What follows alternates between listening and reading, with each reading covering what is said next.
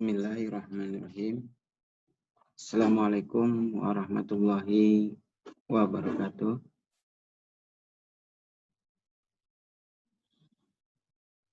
Alhamdulillah, saudara-saudara, pada hari ini kita bisa bertemu kembali dalam mata kuliah Hukum Konstitusi, di mana pada pertemuan kali ini kita sudah memasuki pertemuan yang kelima di akhir bulan April 2021. Pada pertemuan yang keempat, minggu kemarin kita sudah membahas tentang sumber hukum dan sumber hukum tata negara, itu ya yang sudah kita bahas. Di mana ketika pembahasan sumber hukum, kita mengenal sumber hukum dalam arti tertulis dan sumber hukum dalam arti tidak tertulis, serta konsep-konsep atau dasar-dasar yang berkenaan dengan sumber hukum di Indonesia, baik dalam arti material maupun dalam artian formil. Itu pembahasan kita minggu kemarin pada pertemuan yang keempat. Mudah-mudahan pertemuan keempat saudara-saudara bisa mengikutinya dengan baik, sehingga di pertemuan yang kelima di minggu terakhir bulan April 2021, saudara-saudara bisa melanjutkan atau memahami tentang pertemuan kita hari ini. Pertemuan hari ini kita akan membahas tentang konstitusi, ya, konstitusi. Kemudian di dalam konstitusi kita akan mengenal istilah konstitusi, pengertian konstitusi, kemudian tujuan konstitusi, kemudian fungsi serta ruang lingkup konstitusi. Ya, jadi ada 5 istilah atau yang menjadi patokan-patokan kita ketika bicara konstitusi. Yang pertama kita akan bicara tentang istilah, kemudian pengertian, tujuan, yang keempat kita akan bicara fungsi, serta yang terakhir kita akan membentuk tujuan dari adanya konstitusi itu sendiri. Secara istilah, konstitusi atau ada juga yang menuliskannya konstitutio, sama dengan jus atau ius, berarti hukum atau prinsip, ya. Jadi konstitusi ketika dimaknai dapat bermakna hukum atau prinsip. Itu yang menjadi catatan kita. Kemudian di dalam berbagai negara, istilah-istilah konstitusi juga memiliki kata yang berbeda tetapi maknanya sama, yaitu mengarah kepada prinsip atau hukum. Untuk Inggris mengenal istilah constitution, kemudian di Belanda mengenal istilah constitutie dan grondwet atau grounds itu sendiri dasar, wet itu adalah undang-undang. Jadi istilah yang kita gunakan hari ini berkenaan dengan konstitusi atau undang-undang dasar sendiri tidak dapat dilepaskan dari pengaruh Belanda, yaitu dari arti grondwet, Ya, Grund itu dasar, Wet itu undang-undang. Kemudian di dalam istilah Jerman juga menggunakan istilahnya yaitu Verfassung dan Grundgesetz. Itu istilah sama ya. Selain itu juga di Prancis istilah konstitusi menggunakan droit konstitusional dan loi konstitusional. Itu untuk di Prancis. Dan ada juga ketika kita bicara yang lain, di Belanda juga masih mengenal Stadregeling. Stad adalah negara, regeling adalah aturan yang bersifat umum. Jadi pemaknaannya adalah aturan-aturan negara yang bersifat umum. Kemudian di Indonesia menggunakan istilahnya yaitu konstitusi yang disamakan dengan Undang-Undang Dasar. Tadi karena kita mengalami pengaruh dari hukum Belanda dari kata grondwet yang bermakna grond adalah dasar, wet adalah undang-undang. Itu ya. Jadi hari ini ketika kita berbicara tentang konstitusi, pada dasarnya kita berbicara tentang undang-undang dasar gitu ya. Oke. Itu istilah-istilah penting yang dikenal di beberapa negara. Kemudian dalam bahasa istilahnya, istilah konstitusi dalam bahasa Yunani berasal dari kata politeia. Dan dalam bahasa Latin berasal dari constitutio. Ya. Tapi yang menarik dalam hal ini adalah istilah konstitusi yang berasal dari bahasa Yunani, yaitu politeia. Suatu landasan ya ketika kemarin kita pernah belajar ilmu negara bahwa istilah ilmu negara sendiri berasal dari kata polis ya kalau di dalam bahasa Yunani. Kemudian istilah polis ini melakukan satu kebijakan-kebijakan yang dikatakan sebagai polisei. Dasar dari sebuah kebijakan yang diatur oleh hukum yang dinamakan dengan politeia. Ya.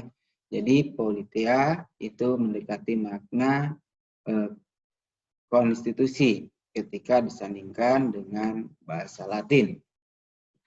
Dalam Yunani kuno tidak dikenal istilah constitutio atau ius sebagai mana di Romawi. Jadi orang-orang Yunani mengenal istilah politeia, nanti saudara-saudara bisa baca karyanya Plato tentang politeia atau negara kota, aturan dalam negara kota, itu yang bermakna atau mendekati dengan istilah konstitusi. Ya, itu. Kemudian setelah kita belajar dari istilah konstitusi, kita mulai melihat tentang makna atau pengertian ya. Prinsip kalau kita terjemahkan prinsip dari atau pengertian konstitusi. Di sini saya menampilkan 4 pengertian. Yang pertama, konstitusi berasal dari bahasa Inggris, yaitu constitution, kemudian dari bahasa Belanda, constitutie, dan dari bahasa Prancis, constituer, yang berarti membentuk atau menyatakan atau menyusun. Itu makna dari konstitusi. Artinya ketika saudara-saudara nanti mendengar istilah konstitusi, maka memiliki arti atau pengertian tiga, yakni yang pertama berarti membentuk, yang kedua berarti menyatakan, dan yang ketiga berarti menyusun. Itu makna kata konstitusi. Ya, dilihat dari pengertian sebuah maknanya, makna kata. Oke.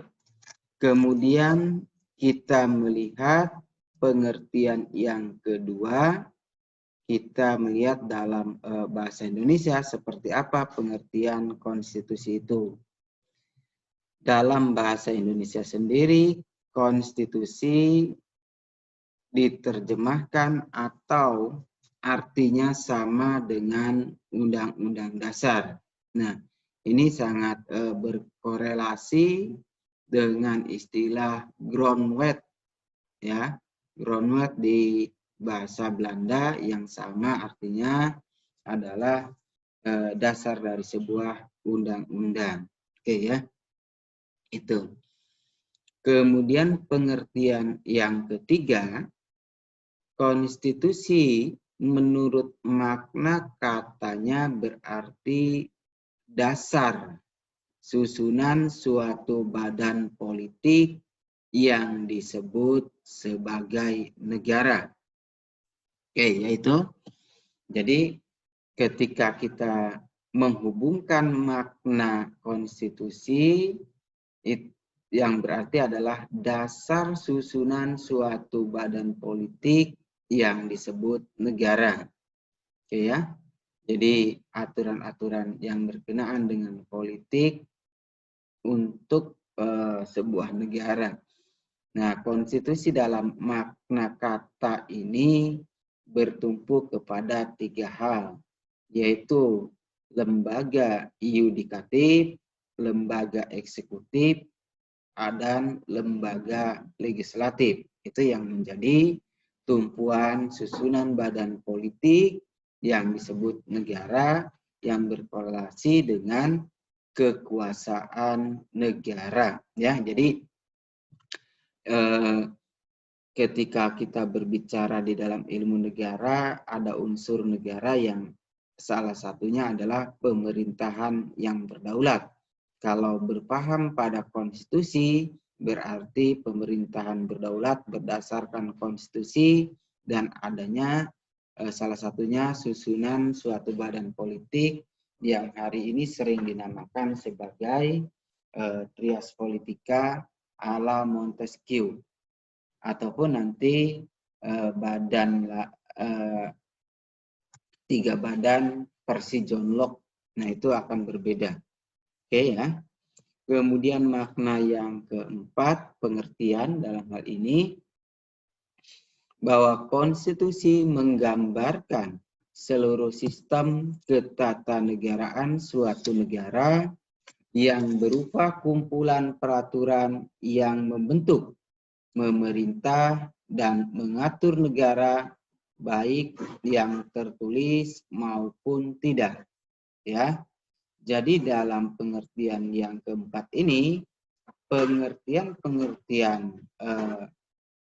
konstitusi ditarik dalam makna yang luas. Artinya bahwa mengatur negara baik yang sifatnya tertulis maupun tidak tertulis. Nah, ini jadi ada perluasan makna ketika kita bicara konstitusi.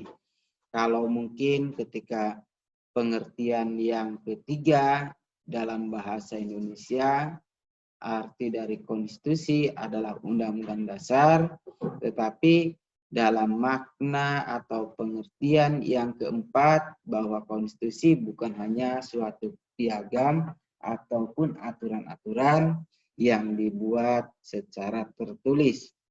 Ya, jadi yang tidak tertulis pun itu akan lahir dari sebuah paham yang dinamakan dengan konstitusionalisme.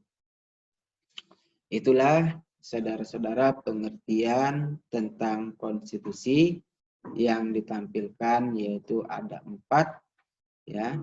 Dari sisi bahasa pengertiannya, kemudian dari bahasa Indonesia tentang penggunaannya, kemudian menurut makna kata, yang terakhir adalah gambaran ataupun gambaran dari sebuah sistem ketatanegaraan. Itulah pengertian konstitusi. Lantas kalau kita sudah mempelajari sebuah pengertian dari konstitusi, maka tentunya setiap pelajaran atau setiap sub-sub dalam mata kuliah kita memiliki tujuan, ya. Adapun ketika kita berbicara konstitusi, tujuannya setidaknya itu ada 6 ya yang saya tampilkan di sini. Yang pertama, konstitusi mengadakan tata tertib dalam berbagai lembaga kenegaraan, baik dalam hal kewenangannya maupun cara bekerjanya. Itu yang pertama tujuannya. Tujuan yang kedua, setelah kita mengetahui tujuan yang pertama adalah mengatur tentang kewenangan atau cara bekerjanya suatu lembaga kenegaraan, maka tujuan yang kedua berarti mengadakan tata tertib dalam hak asasi manusia yang harus dijamin. Kemudian tujuan yang ketiga, konstitusi menggambarkan struktur negara dan bekerjanya lembaga-lembaga negara. Tujuan yang keempat, konstitusi menjelaskan kekuasaan dan kewajiban pemerintah. Kemudian selanjutnya kelima, konstitusi membatasi kekuasaan pemerintah, karena itu fungsinya mencegah kekuasaan yang sewenang-wenang. Ya. Kemudian yang terakhir, tujuan dari konstitusi menetapkan dan melindungi hak dasar dari warga negaranya. Itulah 6 tujuan yang bisa kita pahami ketika mempelajari konstitusi. Artinya gini, kenapa kita harus dimulai dengan istilah, kemudian pengertian, baru kepada tujuan. Ini adalah satu rangkaian-rangkaian ketika Anda sudah memahami istilah-istilah yang digunakan, maka tentunya Anda harus mengerti apa yang ada dalam istilah tersebut. Yang dimaksudkan, apa yang menjadi istilah kemudian diartikan yang namanya konstitusi. Baru setiap pengertian, karena pemaknaan tentunya memiliki tujuan. Inilah yang menjadi kemudian tujuan dari konstitusi. Nah, setelah kita bicara 3 kriteria tadi, baru ya setiap orang punya tujuan, maka untuk memuluskan suatu tujuan, setiap lembaga atau organ yang terdapat di dalam tujuan-tujuan tersebut harus memiliki fungsi. Oke ya? Maka di sini terlihat fungsi dari konstitusi ya secara umum itu memiliki 3. Yang pertama, konstitusi berfungsi menata aturan dalam pendirian lembaga-lembaga yang permanen. Nah, ini fungsi ini akan dilakukan oleh lembaga-lembaga yang permanen secara garis besar di Indonesia ataupun di beberapa dunia mengenal trias politika. Kemudian pengertian fungsi yang kedua bahwa konstitusi merupakan tata aturan dalam hubungan negara, warga negara, serta dengan negara lain. Kemudian fungsi yang ketiga setelah penataan lembaganya, kemudian mengatur hubungan antara warga negara, ya, serta melakukan hubungan dengan negara lain. Nah, ini baru masuk kepada fungsi yang ketiga, yaitu bahwa fungsi konstitusi sebagai sumber hukum dasar yang tertinggi atau seluruh peraturan dan perundang-undangan yang berlaku harus mengacu kepada konstitusi. Nah, kalau kita melihat dari fungsi konstitusi ini yang ketiga, sebetulnya kalau saudara-saudara jeli, ya, itu bisa ditemukan pada mata kuliah ilmu negara pada saat pembahasan unsur-unsur negara, ya. Di dalam unsur negara adanya rakyat berarti bahwa sebuah konstitusi negara harus mengatur hubungan antara negara dan warga negaranya. Itu ketika berbicara adanya hubungan pemerintah yang berdaulat dengan adanya rakyat. Nah, di situ berarti diatur memiliki fungsi antara pemerintah yang berdaulat berarti harus melakukan satu fungsi yang namanya hubungan. Kemudian ketika kita berbicara pemerintah yang berdaulat secara mandiri berarti bahwa negara itu akan berdaulat ketika lembaga-lembaga negara juga dalam keadaan permanen. Jadi tidak dibuat secara sporadis gitu ya. Kemudian yang ketiga tentang wilayah berarti dimanapun wilayah-wilayah yang merupakan kesatuan dari suatu negara, maka harus menggunakan sumber hukumnya yang tertinggi, ya, untuk mengikat seluruh peraturan perundang-undangan. Nah, kemudian syarat itu adalah syarat de facto-nya. Kemudian ketika kita bicara unsur negara juga mengenal syarat de jure atau pengakuan dari negara lain yang digunakan, ya, menjalin hubungan dengan negara lain. Jadi itu kuncinya sebetulnya ada di dalam unsur-unsur negara ketika saudara-saudara berbicara fungsi dari konstitusi. Oke ya. Di sini saya mengutip pendapatnya Prof. Jimli. Menurut Prof. Jimli di sini bahwa setidaknya ada 8 fungsi dari konstitusi. Yang pertama, penentu dan pembatas kekuasaan organ negara. Yang kedua, mengatur hubungan kekuasaan antar organ negara. Ketiga, mengatur hubungan kekuasaan antar organ negara dan warga negara.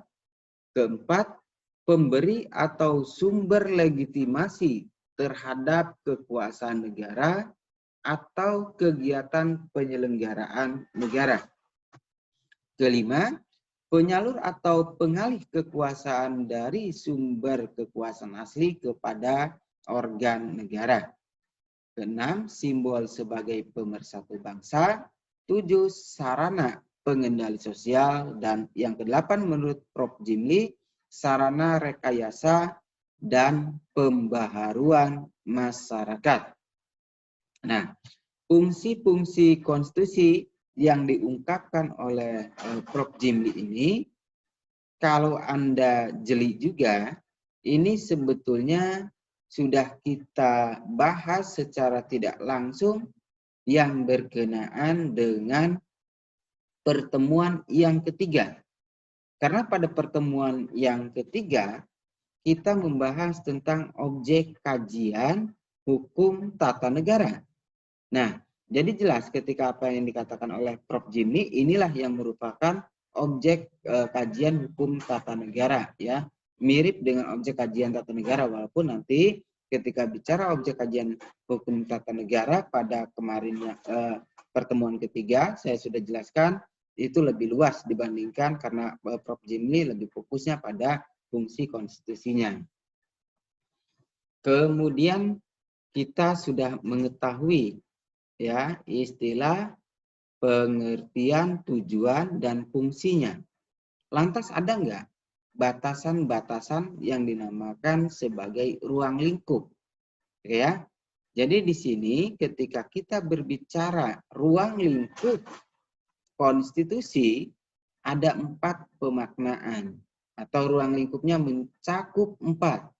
Yang pertama, ruang lingkup dari konstitusi berarti kekuasaan tunduk pada hukum, ya. Anatomi atau bangunan-bangunan kekuasaan, organ-organ kekuasaan itu harus tunduk pada hukum. Yang kedua, jaminan perlindungan terhadap hak asasi manusia. Kemudian, yang ketiga, peradilan yang bebas dan mandiri. Serta yang keempat, pertanggungjawaban kepada rakyat atau akuntabilitas publik sebagai sendi utama dari asas kedaulatan rakyat. Jadi itu ya ruang lingkup dari paham konstitusi. Ya, setelah kita mempelajari tentang ruang lingkupnya, kita bisa melihat sejarah perkembangan konstitusi.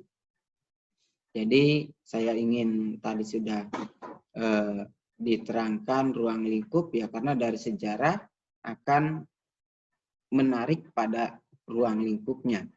Oke ya.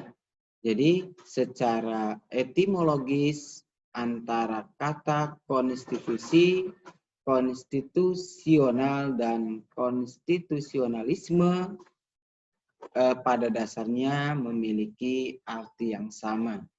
Tetapi penggunaan atau penerapan katanya itu berbeda.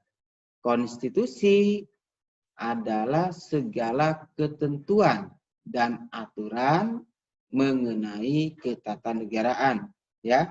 Jadi ketika Anda mengatakan konstitusi itu aturan dasar tentang ketatanegaraan, kira-kira seperti itu.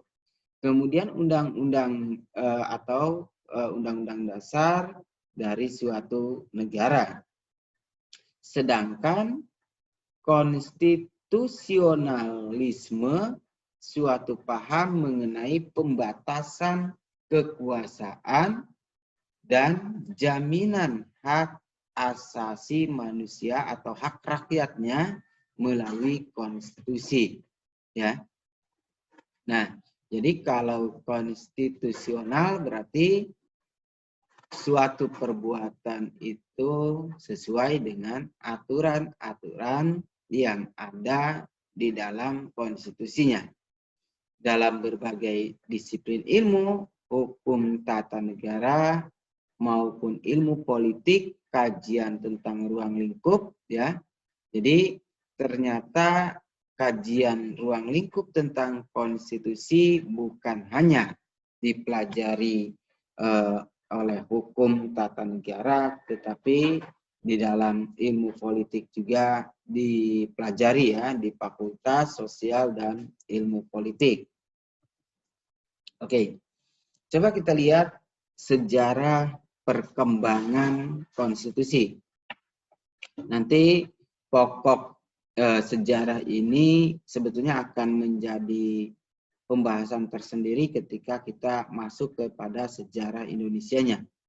Tetapi setidaknya di sini harus disampaikan secara gamblang terlebih dahulu sebagai fondasi ketika kita akan mempelajari sejarah atau dinamika ketatanegaraan Indonesia pada pertemuan yang ke-6. Ya, kita lihat sejarah perkembangan konstitusi itu banyak sekali fase-fasenya dari Yunani, kemudian saya menyuguhkan pada Piagam Madinah atau pada masa Rasulullah, kemudian masuk ke Indonesia. Itu secara tarikan-tarikannya ya. Oke. Yang pertama, sejarah perkembangan konstitusi sebagai suatu kerangka kehidupan politik telah disusun melalui dan oleh hukum sejak zaman Yunani. Jadi ya, zaman Yunani yang saya katakan walaupun tidak menggunakan istilah konstitusi, tetapi menggunakan istilah politeia, ya, di mana mereka telah mengenal beberapa kumpulan hukum. Nah ini ya, hukum dalam suatu polis, ya. Oke. Kemudian pada masa ini ya, yaitu sekitar abad 62 ya, 624 sebelum Masehi sampai 40 Masehi ya. Nah, pada saat itu di Athena ditemukan tidak kurang dari 11 konstitusi. Oke. Mungkin dari 11 konstitusi kalau Anda berpikiran secara kritis, Indonesia saja hanya satu konstitusinya. Kenapa di Athena ditemukan 11 konstitusi? Karena gini, istilah politeia yang berasal dari polis atau negara kota ya, ataupun kalau kita istilahnya desa. Setiap desa kalau di Indonesia juga memiliki aturan. Tetapi karena kita bersatu dalam suatu negara, maka konstitusinya harus satu. Dan pada saat itu di Yunani itu muncul beberapa polis yang mandiri sebagai suatu negara, yaitu sehingga konstitusi setiap negaranya atau setiap polisnya berbeda walaupun dalam negara yang sama. Oke. Kemudian sejarah ini berlanjut kepada koleksi dari Aristoteles sendiri yang merupakan salah satu tokoh filsuf di Yunani, berhasil terkumpul sebanyak 158 buah konstitusi dari berbagai negara. Itu menurutnya ya. Kemudian pada saat itu pemahaman konstitusi hanya merupakan kumpulan dari peraturan serta adat kebiasaan semata. Jadi konstitusi pada saat itu dijadikan, misalkan kalau rupanya mirip dengan tata urutan peraturan perundang-undangan. Jadi ketika peraturan-peraturan itu bisa dikatakan sebagai konstitusi pada masa Yunani ya. Selain tadi polis-polis sendiri memiliki konstitusinya sendiri. Kemudian setelah kekaisaran Yunani kita beralih kepada Roma. Kekaisaran Roma, pengertian konstitusi ya, suatu kumpulan ketentuan serta peraturan yang dibuat oleh kaisar. Jadi kalau dibuat oleh kaisar dalam hal ini di Indonesia berarti dibuat oleh seorang eksekutif. Nah ini nanti kita lihat di dalam sejarah ketatanegaraan Indonesia di pertemuan yang ke-7, kita akan coba membahas apakah suatu peraturan darurat yang dikeluarkan oleh eksekutif itu akan berlaku sebagai undang-undang, karena kita tidak mungkin bahwa itu adalah suatu konstitusi, karena kita sudah sepakat konstitusi kita adalah mengacu kepada Undang-Undang Dasar yang sudah diamandemen sebanyak 4 kali. Walaupun nanti masih ada saja yang memperdebatkan bagaimana atau memperdebatkan proses dari amandemen itu sendiri. Kemudian yang kedua pada masa Islam juga dikatakan ada Piagam Madinah. Bahkan dalam beberapa penelitian, Piagam Madinah ini dikatakan sebagai konstitusi yang konstitusi tertulis pertama yang memenuhi syarat-syarat kriteria dalam tradisi tulis. Nah ini jadi sudah agak terstruktur ya, jadi lebih terstruktur dari aturan-aturan atau konstitusi pada masa Yunani maupun Romawi. Jadi Piagam Madinah inilah yang sebetulnya kita harus jujur ya, itu merupakan konstitusi yang efektif atau konstitusi yang luar biasa yang ada pada masa kejayaan Islam. Oke, nah baru setelah Piagam Madinah coba kita tengok sejarahnya, yaitu pada konstitusi yang pernah ada di Indonesia. Nah ini yang akan kita fokus secara khusus pada pertemuan yang keempat. Tetapi setidaknya sejarah konstitusi yang ada di Indonesia akan memberikan suatu gambaran ketika pertemuan selanjutnya. Jadi periode berlakunya Undang-Undang Dasar yaitu 18 Agustus sampai 20 Desember 1949. Itu periode berlakunya Undang-Undang Dasar 1945. Kemudian kedua, berlakunya periode Konstitusi Republik Indonesia Serikat atau yang sering kita gunakan istilahnya adalah Konstitusi RIS 1949, yaitu berlaku sejak 27 Desember 1949 sampai 17 Agustus 1950. Baru pada setelah periode RIS ya kita juga mengenal periode sejarah konstitusi Indonesia yang dikenal adalah Undang-Undang Dasar Sementara 1950 atau yang sering dikenal dengan UUDS ya 50 yang berlaku 17 Agustus 1950 sampai keluarnya dekret Presiden 5 Juli 1959. Jadi agak lumayan lama ya, sekitar 4 tahunan berlakunya Undang-Undang Dasar sementara ini. Kemudian periode kembali kepada Undang-Undang Dasar yaitu 5 Juli 1959 sampai 1966. Nah itu periode kembali kepada Undang-Undang Dasar yang notabene 66 berarti pada masa Orde Lama ya. Kemudian pada masa Orde Baru yaitu ketika dikeluarkannya Surat Perintah 11 Maret 1966 atau yang kita kenal dengan Super Semar ya. Walaupun hari ini masih banyak perdebatan-perdebatan dalam bidang politik maupun ketatanegaraan, bahkan sejarahnya menandakan bahwa itulah dimulai Orde Baru ya, sampai dari 11 Maret 1966 sampai 21 Mei 1998. Kenapa dikatakan 21 Mei? Karena pada tanggal 21 Mei 1998 itulah menyatakan Presiden ya Soeharto menyatakan berhenti sebagai Presiden Republik Indonesia itu.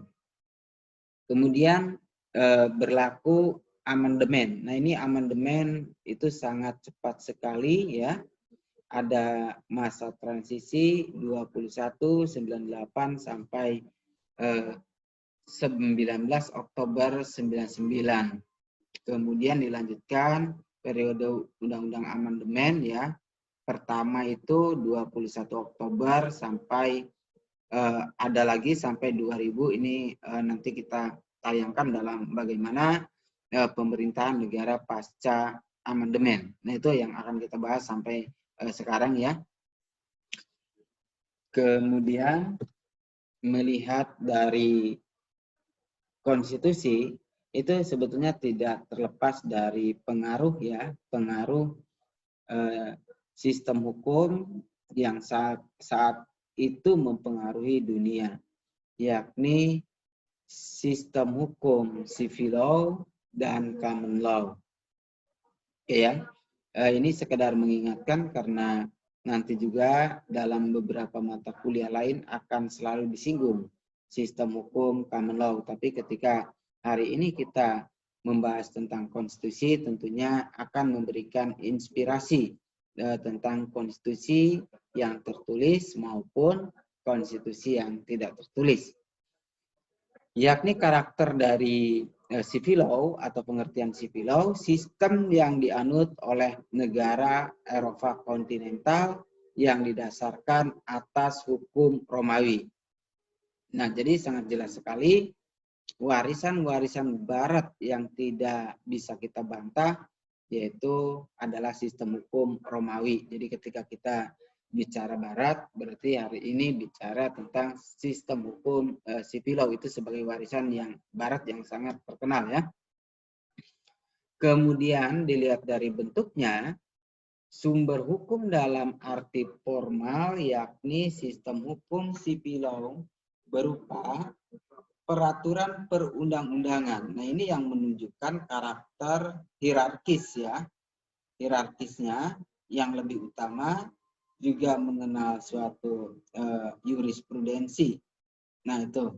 Tetapi jurisprudensi yang dikeluarkan juga harus dalam bentuk catatan-catatan dan tidak dapat nanti yang akan membedakan dengan jurisprudensi dari common law, bahwa di dalam civil law itu jurisprudensi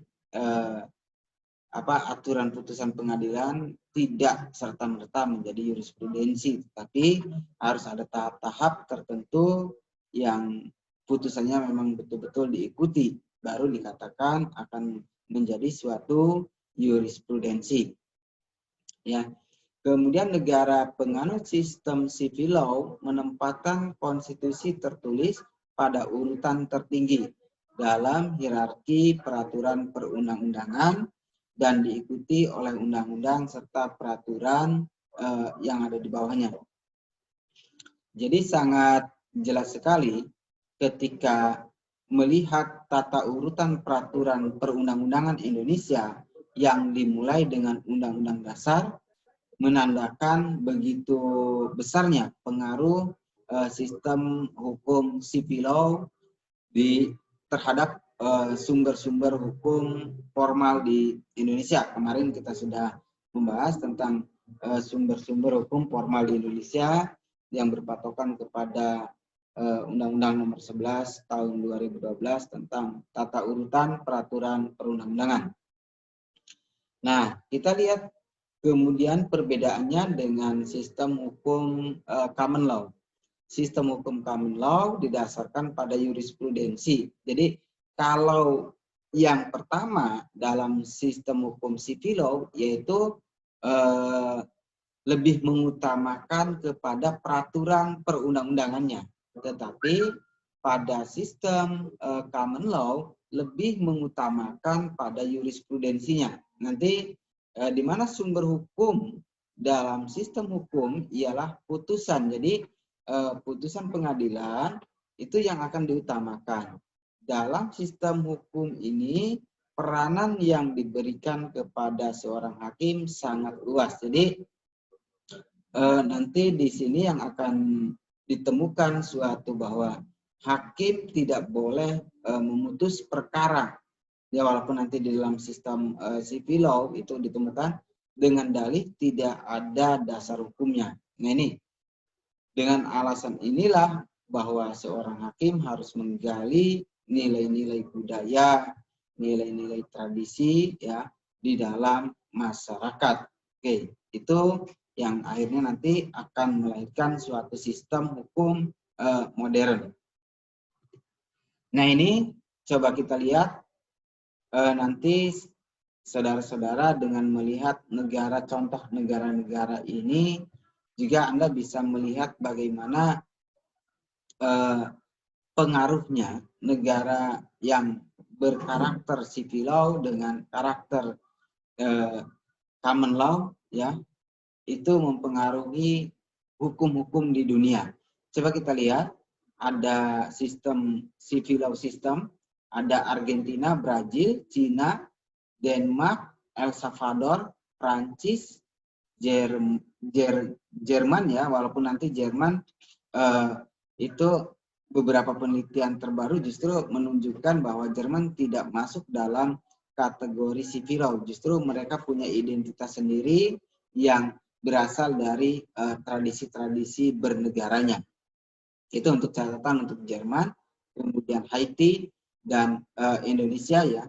Indonesia karena pengaruh penjajahan, kemudian Jepang itu juga hukumnya dipengaruhi civil law, tetapi hukum Jepang ini sistem civil law-nya justru dipengaruhi oleh tradisi Cina dan tradisi dari Korea. Nah itu yang mempengaruhi Jepang. Kemudian Lebanon, Meksiko, Norwegia, Rusia, dan Turki. Itu negara-negara yang menganut sistem hukum civil law. Kemudian kalau common law system, ada Amerika, ya, Australia, kemudian British Virgin Island, kemudian Kanada, Dominika, United Kingdom, Kepulauan Fiji, ya, kemudian Ghana, Myanmar, Hong Kong, India, Jamaika, Singapura, dan United States. Nah, kalau kita melihat dua kekuatan antara civil law ataupun common law, di sini terlihat sangat jelas, ya, nanti negara-negara yang melahirkan common law system itu dengan tradisinya akan melahirkan suatu sifat, yakni tentang paham-paham individualis, ya, individualis. Nah, kalau di dalam sistem hukum dari tradisi civil law ini akan berpatokan kepada paham-paham yang lebih kemasyarakatannya.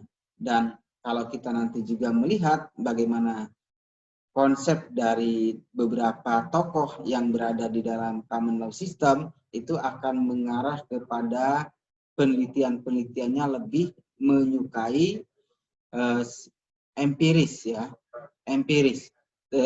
Juga kalau kita mengacu kepada common law, civil law system, itu lebih penelitian hukumnya lebih pada rasionalitas. Nah, seperti contoh rasionalitas dari Prancis, ya, René Descartes.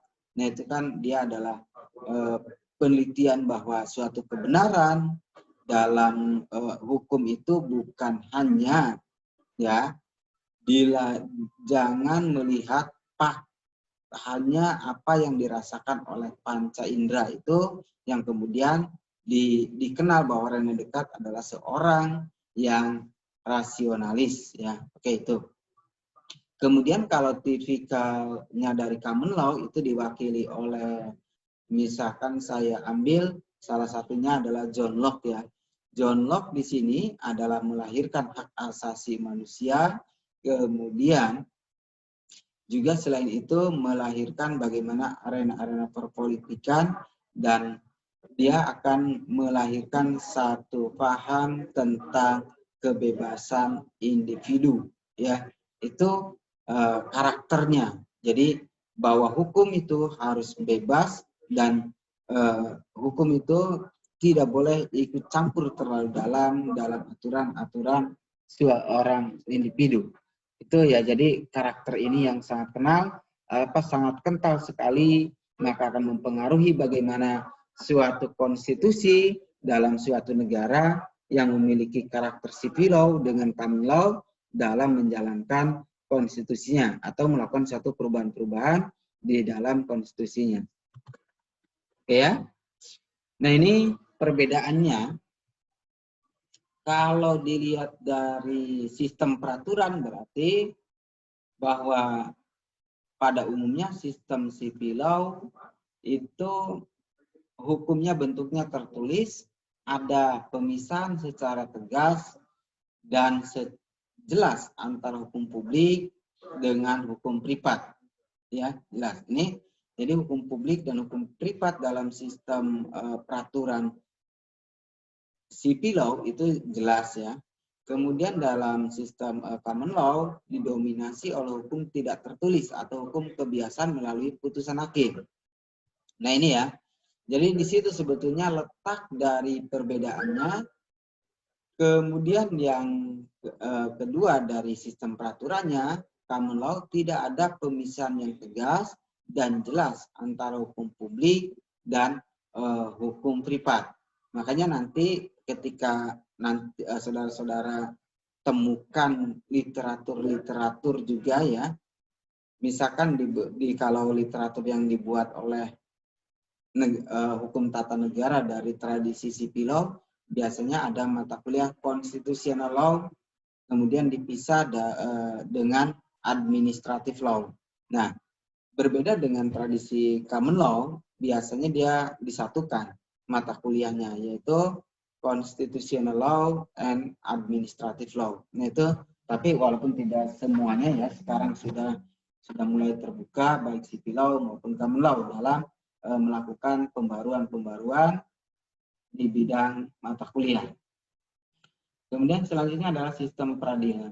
Tidak menggunakan juri sehingga tanggung jawab hakim adalah memeriksa kasus, menentukan kesalahan, serta menerapkan hukumnya sekaligus menjatuhkan putusan. Oke ya. Jadi dengan tidak adanya sistem juri, tugas hakim di dalam sistem peradilan civil law itu tugasnya adalah menerapkan hukum. Itu yang pertama sebetulnya. Mencari apakah suatu perbuatannya itu memenuhi norma-norma hukum dalam suatu peraturan atau tidak. Itu saja tugasnya ya. Kemudian yang kedua, dalam sistem peradilannya hakim tidak terikat dan tidak wajib mengikuti putusan hakim sebelumnya.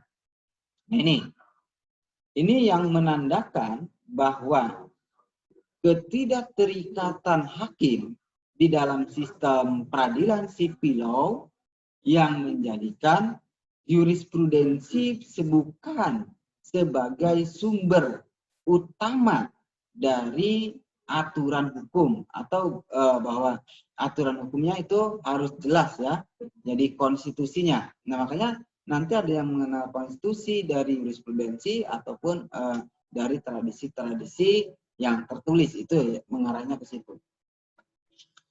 Kemudian kalau di dalam sistem peradilan di common law berarti menggunakan juri, memeriksa fakta kasus, menetapkan kesalahan, dan hakim hanya menerapkan hukum dan menjatuhkan putusan. Nah, kalau untuk model civil law, peradilannya nanti bisa dicek ya di peradilan-peradilan yang ada di Indonesia, itu karakternya seperti itu. Tetapi kalau ingin Anda melihat praktek dari fakta kasus ya kesalahan bahwa menggunakan sistem juri ini bisa dilihat dalam film-film India ya, tadi karena India masuk dalam common law, biasanya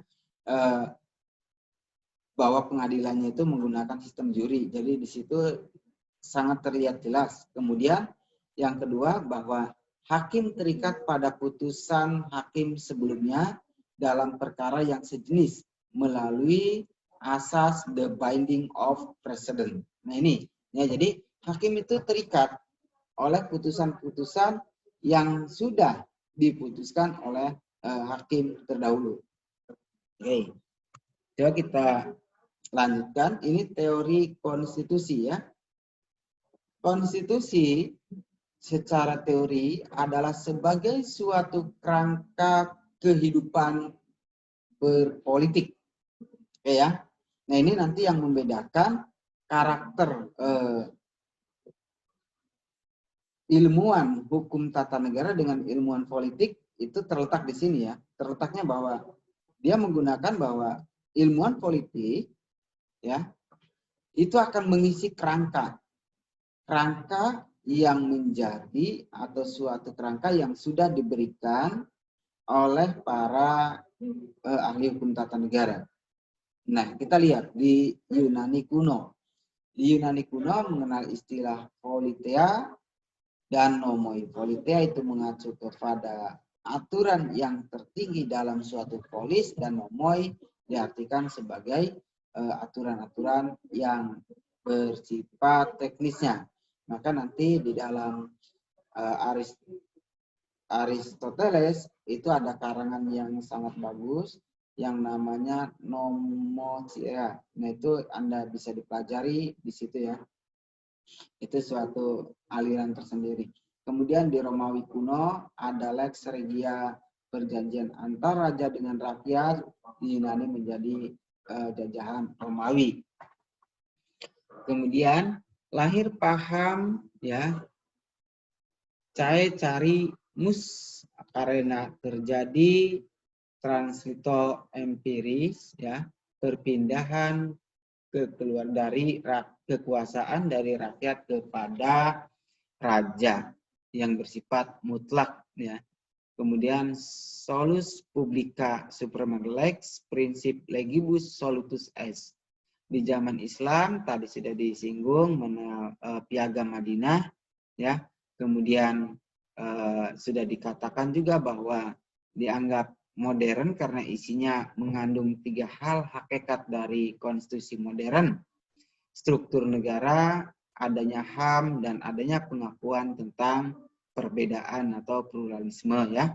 Untuk pertama kali diadakan pemilihan pimpinan negara yang sebelumnya tidak pernah terjadi di dunia sampai pada Khalifah Rasyidin. Jadi pimpinan negara itu dipilih ya, walaupun yang akhirnya itu jatuh kepada pilihannya yaitu sang baginda Nabi. Kemudian di sini coba kita lihat sistem perubahan konstitusi. Nah, ini ya ada 2 yang dikatakan oleh Casewer ya. Jadi konstitusi diubah, maka yang akan berlaku adalah konstitusi secara keseluruhan, artinya konstitusi yang sudah diubah bagian atau bagiannya.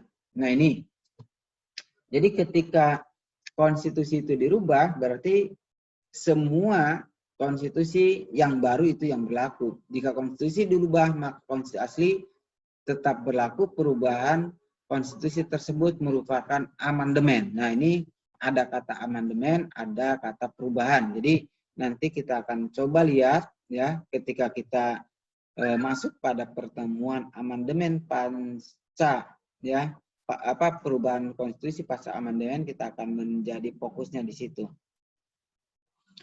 Kemudian menurut Casewer, cara merubah konstitusi, beberapa kekuatan yang bersifat primer, perubahan yang diatur dalam konstitusi atau formal amandemen. Yang ketiga, penafsiran secara hukum, kemudian kebiasaan dan kebiasaan dan kebiasaan yang terdapat dalam bidang ketatanegaraan. Oke ya, jadi cara perubahan dari beberapa pendapat ini, cara merubahnya pada dasarnya itu bisa dilakukan dengan 5 ya. Yang pertama, revolusi besar-besaran terhadap negara. Nanti kita lihat sejarah ketatanegaraan juga Indonesia pernah ada di situ. Perubahan dalam arti kalimat yang tetap, kedua perubahan formal, yang ketiga dari keputusan hakim. Tapi di Indonesia putusan hakim kayaknya putusan Mahkamah Konstitusi sendiri tidak menyentuh pada konstitusi. Kemudian kebiasaan konstitusi, ya itu. Kemudian bisa saudara-saudara lihat di sini tentang perubahan konstitusi atau Undang-Undang Dasar Indonesia ya. Oke, ini nanti saudara-saudara bisa pelajari ya berkenaan dengan perubahan konstitusi di minggu-minggu besok, yaitu cara merubah undang-undang dasar, ya, di mana perubahan di Indonesia, perubahan undang-undang dasar dalam proklamasi, yang kedua adalah perubahan konstitusi dan konstitusi Republik Indonesia Serikat yang sudah kita jelaskan. Tetapi yang perlu mendapatkan satu kehususan, kefokusan, yaitu yang berkenaan dengan amandemen. Ya, ada beberapa sebab amandemen itu kadang menimbulkan satu pro dan kontra di Indonesia. Yang pertama dibuat sebab-sebab dilakukannya amandemen itu ada beberapa alasan. Yang pertama, Undang-Undang Dasar 1945 dibuat secara tergesa-gesa. Itu kenapa pentingnya nanti sebuah amandemen.